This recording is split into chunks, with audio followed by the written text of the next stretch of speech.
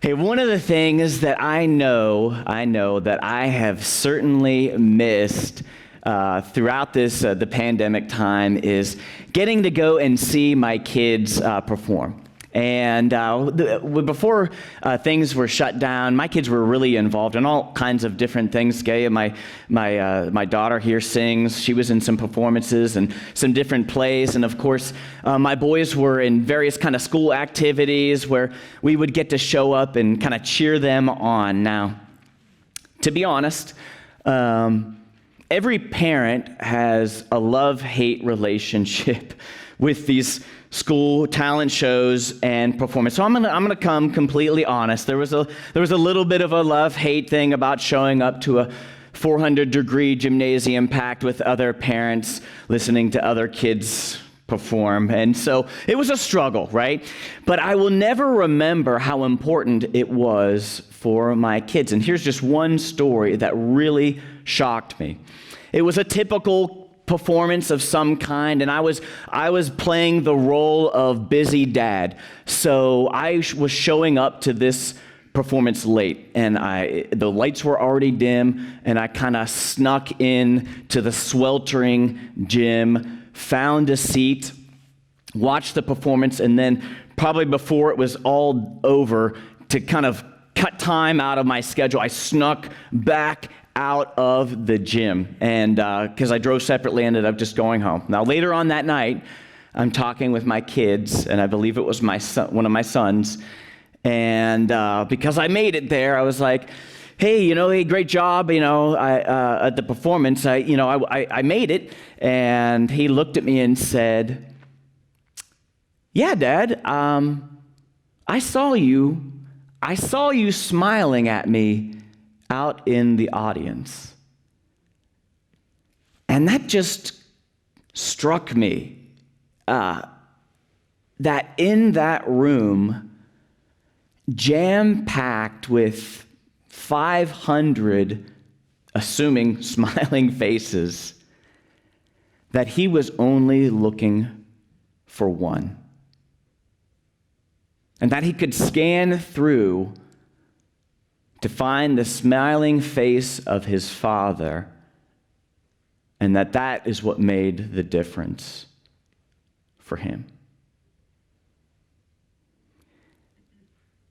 And I wonder if that might be also true for us as well. How much would it mean to you to see the smiling face of God, your Father, over your life? We're in a series called DNA, Living Out Our Identity.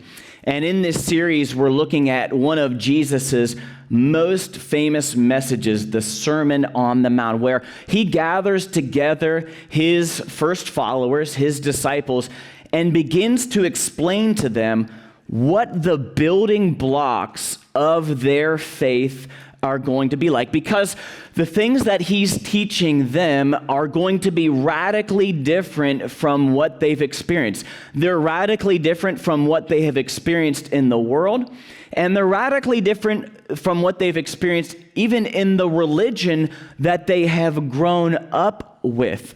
But here's the problem: because these things are so different than what they have naturally experienced, there is an inherent danger that his followers might lose sight of the things that he's teaching them and get off course. That they may lose sight of their identity, even though their Father, who has given them this new identity, has never lost sight of them. And in fact, that is, I think, one of the major points that Jesus makes in this message, and so it's going to be the big idea for today. So today's big idea, summarizing what I'm trying to get at in my message, is that your Father sees you. That your Father sees you. That all of us, in some way, are living our lives with our eyes scanning the crowd, hoping to see that one smiling face that can make a difference in our lives.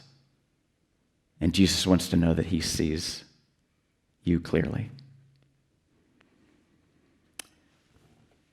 And when we see that, we can begin to live differently. So we're going to be taking a look at Jesus' Sermon on the Mount. We're going to look at that in the way that Matthew describes that message being conveyed. So we're going to be reading here in a moment in Matthew chapter 6, where Jesus describes some of the dangers of losing sight of God's never losing sight of us. This comes from Matthew chapter 6, verse 1, where Jesus raises the problem of what might happen if we lose sight of him. And he says, Jesus to his followers, beware of practicing your righteousness, doing good things, before other people, like so they can see it, in order to be seen by them. For then you will have no reward from your Father who's in heaven. Thus, when you give to the needy, sound no trumpet before you, as the hypocrites do in the synagogues and in the streets, that they may be praised by others. Truly I say to you, they have received their reward. But when you give to the needy, don't even let your left hand know what your right hand's doing, so that your giving may be in secret. And your Father, who sees in secret, will reward you. Here Jesus raises the problem. When we lose sight of the God whose eyes are upon us, we can begin to live out our religion, our righteousness, as he says here, in an awkward, other-focused way.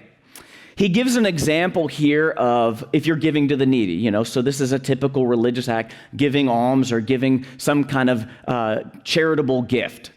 Now, throughout Matthew chapter 6, Jesus actually gives 3 separate examples of other righteous things that we could do that go wrong because we're focused on the wrong audience. He talks here about giving. A little bit later on in the passage, he's going to talk about praying in order to be seen by other people. And then the last thing he talks about is fasting, and doing it in a way that other people notice us. But even though Jesus gives 3 separate examples about how things can go wrong, his solution each and every time for each of those examples is always the same. And we saw it here in this passage, and I'm just going to bring it back up and with all the verses that it ties to. So this is Matthew 6:4, 6:6, 6:18. After each of those examples, he simply states, your Father who sees in secret will reward you. His solution each and every time is the same. So the problem is that we tend to lose sight of God's focus on us, but he's never lost sight of us. And so Jesus, throughout this passage, he challenges us to do things in secret in order to make sure that we're doing them for the right reasons. But being secret isn't really the point that Jesus is trying to make in this passage.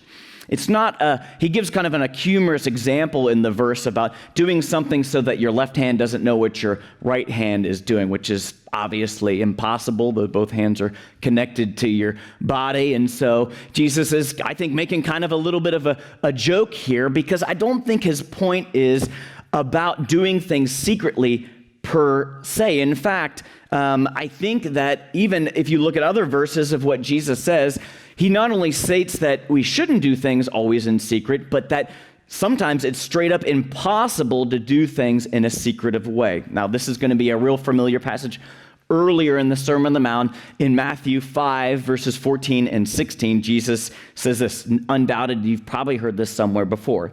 Jesus says to his followers, "You are the light of the world. A city on a hill cannot be hidden. Notice. In the same way, let your light shine before others, so that they may see your good works and give glory to your Father who is in heaven. Well, that can't be done secretly. In fact, Jesus seems to imply here that certain things that we do cannot, in fact, be hidden. Neither should they be, because the ultimate point is for us to reflect the good character of our Father in the good things that we do. So Jesus' point isn't so much that we hide the things that we're doing, but his point, I believe, is that when there's consistency between who we are in private and who we are in public, that's a true sign of spiritual health. Jesus here brings up this concept of doing things secretly because he wants his followers to be spiritually healthy, having consistency with their inner life and with what is also on the outside. Because the danger that Jesus is describing here, and whether it's giving or prayer or fasting or any religious act at all, is that we become the kind of people who are doing religion out of an unhealthy hole inside of us that we're trying to plug through religion. That he wants to make sure that this inner peace is safe and settled, because if not, what we'll do in going to church or giving or reading or doing this showy thing is we're desperately grabbing onto all of these things, trying to satisfy some gaping wound inside of us that will, listen, never be fixed by stuffing a bunch of doing and actions in there. And we sense that. And so we start trying to do it more and harder and better than others. Better than others is a really important concept for the hypocrites that Jesus describes here. So they just keep desperately trying to fill and fill and fill and fill. And the focus moves off of truly serving other people, and it all becomes about me and my image and how good do I look in the midst of it. And it becomes really toxic and unhealthy, not only for you, but for everybody else around you. I mean, think about this. How can we be the lights of the world when it's all about me? How can I be the world's light when everything I'm doing really is all about me? And so Jesus' answer that he gives in this chapter over and over and over again is our big idea. Simply put, your Father sees you. That your Father sees you. That you're seen. That you are known. That you're accepted. And that you're loved by him. And so I just want us to take that big idea and really the passage that Jesus describes it from, Matthew 6:4, and I just want to take that one line from all of this and look at each word in there to try to understand. We can understand the problem all day long, and I think we do that a lot as a church. We sit around and think about 1,000 ways that we can make mistakes, but Jesus gives a simple solution here. So why don't we just focus on fixing the problem instead of understanding all the 1,000 ways that we can get it wrong? So let's take a look at that. Your Father who sees in secret will reward you. And let's consider that first phrase, your Father. And notice with me, first off, what Jesus does not say there. He doesn't say, God sees you, or the Father sees you. And I think Jesus is pretty wise in doing that, because I think he's offering assurance to us in this passage, us children who might feel afraid about the different things that we're going through in life. And hearing the phrase, God sees you, doesn't always give us a sense of peace and assurance. It may be, in fact, something a Sunday school teacher threatened you with at one point in your life. Now, Johnny, you know God sees you. And Johnny's thinking, oh, that's a lot of bad things. That's a lot of bad things that God has seen. But that's not what Jesus says here. He says that your Father sees you. He sees you in the midst of whatever you're doing. And so God is observing us as our Father. He's not waiting to become our Father if he sees that we've done enough good. Jesus says that he is our Father right now, which also means that if he's our Father, that we are his, that he is ours and we are his right now in the present moment. And so when Jesus says, your Father, I think he's communicating simply that you are loved and accepted. When we hear that phrase, your Father, it's communicating that there's a position that's being offered to us as a child of God, and it's not a prize that we have to earn. It's a position that we're given, not a prize that we have to strive or try to achieve. And I think most of us, certainly if you've been in church for a while, you've heard this before.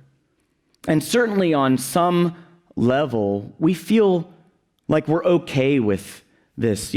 We understand that, God's our Father and we're his children, and there's some grace kind of element to that. But here's, just to be honest, here's where the rubber meets the road, which is when you find yourself failing, or maybe failing again, when you get caught red-handed and you begin to lie and cover up, or when it becomes extremely difficult for you to simply say to those who you wronged, I'm sorry. That was a big mistake of mine. I need to make amends with you.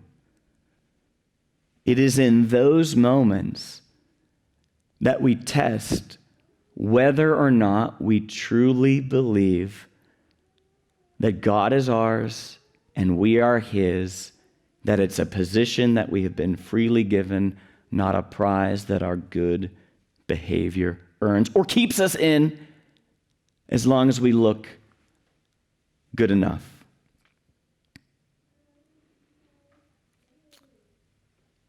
And I think that probably describes a lot of us who've been in church for a while, that struggle. Now, I know that some of you, either listening online or maybe even here today, maybe hearing that phrase, your Father, that you don't honestly believe that could be true of you. And to be honest, you might be right. But you might be right about that for the wrong reasons. You see, the position that Jesus describes here, that we can be God's children, isn't just something that we're born into. It's not like your social security number that you were just given just because you were born. It's something that is a gift that we have to receive. And for a lot of us who don't feel like that phrase could possibly describe who we are in this world, that we could be God's children, that he could be our Father, a lot of us feel like we don't deserve that. But honestly, we don't think we deserve it for the wrong reasons. We'll sit there and say, there's no way God would want to be my Father because I'm not good enough. I'm not smart enough. I wasn't one of the cool kids. I'm not holy enough. My life isn't put together. I still have struggles. I still have thoughts that I'm dealing with. And so we put ourselves outside of the range of God's grace, making it about something we can earn again. But this status, that God could be our Father, listen, it's too precious for God to let you claw it out of his hands. There's no way that you can earn this. You're wrong and you're right. It is something too magnificent for us to deserve. And so, in a sense, we can't. It's too precious for us to rip it out of his hands, but thank God, he is generous enough to give it away. It's too precious for us to earn it, but he's not so stingy that he won't freely give it away. In fact, that's the whole good news message of why Jesus has come and lived and died in our place, so that we can receive something that we could never possibly earn as a prize. And if you want to continue to understand how it is that Jesus' death accomplished that, last week Pastor Tim gave a great message on how we can be righteous, right in God's sight. And so go back and listen to that. We're sticking with our one little phrase here today. And so Jesus says the answer to us losing our identity is this simple phrase: your Father who sees in secret will reward you. We've looked at that first phrase, your Father. Now let's consider the second one, who sees in secret. And I think what Jesus is communicating here is more of a personal statement about what God does in the life of his children, not so much a theological one. We could say, oh, he's just talking about the fact that, God he's present everywhere, right? There's no place that God is not. But I don't think that's what Jesus is describing when he talks about the secret place. Because I think the secret place is a very personal reality that a lot of us have experienced. It's that place where we feel abandoned, alone, and forgotten. And I know a lot of you have found yourself in a place like that, wondering if God could possibly be seeing you. It's that place where we get a bad diagnosis. It's that moment when we hear that we've been laid off. It's that phone call where we hear that we've lost someone who is close to us. It's sitting in a room, listening to words come off of someone's lips who we have loved and known and trusted, and it's almost surreal. We can't even believe that we're hearing from them the things that they're saying. In all of those moments, who we are and how we feel in that moment seems like a secret that nobody else in the whole universe could possibly understand. And that's why I think Jesus says this. That the God, this Father that he's describing, is a Father who sees you in that moment. He sees how you feel. He sees what you meant. He sees how unfairly you were treated. He sees how nobody understands. He sees your pain. And so in this phrase, your Father who sees in secret, Jesus is simply communicating, you are seen and safe. That he's not just describing a God here who's some kind of ambivalent observer of the world events. No, he enters into these moments to witness them so that he can be the one who we'll see in a moment rewards his children. And I think we all know how important it is to feel seen. I mean, if you've ever taken kids or watched kids who go out to a park, I mean, it's getting sunny. We got the first day of spring. We'll all be out soon. You take a kid to the park, and there's this weird tension between the parent and the kid. The kid really wants to go run off and play. The parent really doesn't want to go beyond the jungle gym, right? This is the last thing my back needs right now. So we're sitting on the bench. The kid is excited, wants to go, takes a few steps away, looks back at the parent, takes another couple steps, looks back, needs to know that they're seen and safe. That vision of the parent providing the bravery to go and live the freedom that they desire to have. That's what Jesus is communicating in this passage.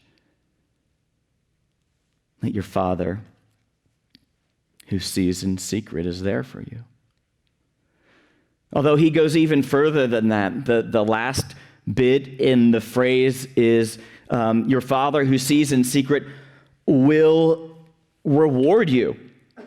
That we are loved, that we are accepted, that we are seen and safe now. And all of those things are in the present tense here in this passage. All of those are realities that we can absolutely bank on. He does not put that anywhere in the future, but he does put this one in the future. He says, your Father will reward you. Future tense. And so if we're going to live in this DNA that Jesus is describing, we need to pause and ask ourselves a question: how good are you at waiting for things? How good are we for waiting? Because one of the tests, the litmus test that I think Jesus is offering here in this passage is that if you want to know if you're losing sight of the God who never loses sight of you, then it's the now factor in your life. Like, how badly do you need things now? How badly do you need the recognition now? And how badly do you need everything to be fixed now? And how badly do you need other people to see it your way, and you need them to see it your way now? All of those are indications that we've lost sight of this Father who never loses sight of us. And we're beginning to try to take things from this life and plug this hole that is inside of us that only God himself can fulfill. And look, some of you have been waiting for a long time, and I understand that. I don't think that the rewards that Jesus describes in this passage necessarily only ever happen at the end of our lives or in some heavenly reality. I believe that he does reward us here in this life, but we need to realize what those rewards might look like. He's not, sorry, Jesus isn't offering bags of money here. It's not the sports cars and fame that maybe some of us think about when we think about typical rewards. A good father, who Jesus is describing here, a good father knows how to give good gifts to his children, things that are perfectly fit for them, things that will help them to flourish. That sports car probably not going to help you flourish in this life. I'm just saying, if somebody here wants to give me one, that's fine. But, it's not good for you, right? So a good father knows how to give good rewards, deep things that can satisfy our souls, not the empty promises that often this life keeps throwing and advertising at us. But in Jesus communicating about this future reality, I think he is saying one last thing from this phrase that I think a lot of us need to hear. That when Jesus says, your Father will reward you, he's saying you are important to God.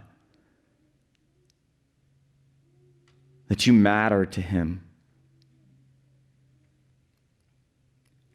That when we go through things and we feel alone and we feel abandoned and it doesn't seem like anything's happening or anything's being made right, a reward is God's way of saying that our tears and our suffering and our difficulties and our desires to live consistently, even when nobody's seeing, that all of those things are not forgotten in his great economy of the universe. Because if they were forgotten, then it just feels like he doesn't care, but he hasn't forgotten them. He promises that in some way, he's going to make the balance work out. Some way he's going to work it out so that all things are good in his time, that none of that stuff has been forgotten and flushed down the toilet. Your difficulties are carefully recorded by him. You are important to God, and he will reward you in a way that ultimately makes sense for him and for who he desires you to be and for ultimately what's good. But until that moment, we continue on our journey of faith, taking our next and then our next step. And so as we wait, let me recommend to you the following next step that we can all put into practice this week as we wait for that great and wonderful day. And this is what I would ask you to possibly do this week. Today's next step is simple. Write down this little phrase, this big idea, that your Father sees you, and put it somewhere that you're going to see daily. You know, maybe it's a bathroom, a post-it note on a bathroom mirror, or it's a bookmark that you're going to have with you throughout the week. I've seen people post things next to the light switch in their bedroom, so they have to see it every time that they get up in the morning. But to begin each day, or even put it on a piece of paper in your pocket, and just make sure when every time your hand goes in your pocket and you touch that thing, you know that it's saying to you, your Father sees you. Because there's no other silver bullet here other than doing what Jesus says and believing what he calls us to believe, that your Father who sees in secret will reward you. And the greatest danger we face is losing sight of that very truth, that God has his ever-loving present sight upon us. And so we need to find out ways to remind ourselves of that in every single moment, because you never know when that moment's going to come when you desperately need it the most. Jesus says that we are the light of the world. We're the world's light. But we can't be the light of the world when it's always all about us. When we're living in a way where we're trying to squeeze out of people and things and objects the approval and the satisfaction and the esteem that God alone can grant to us. We can't be that light when we're living like this all the time. Because living like that just leaves us feeling more lonely, more abandoned, more forgotten in this world. But there's good news. There's a position that God offers to us. And yes, it is too precious for any one of us to earn. But thank God he is not too stingy to freely give it away. He offers this amazing status through Christ for every single one of us to receive. A new identity, a new DNA.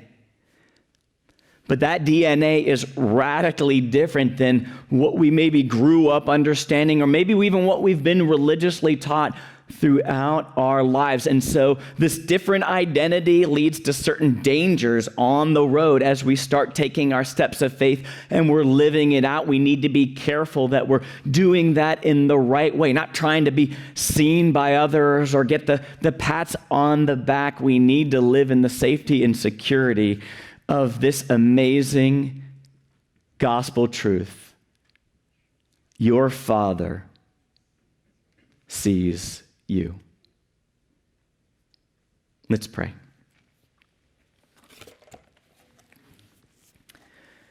Father, thank you that no matter where we are on the spectrum of feeling observed by you or cared or known, we may feel just minuscule in this moment and completely unimportant to you, that you intend each one of us to receive the truth being described here, that we're loved and accepted, that we're seen and safe, that we're important to you. And that we can take our first step of faith or our next steps in living out this amazing, freeing, new identity that you have for us in Christ. And we pray it in his name. Amen.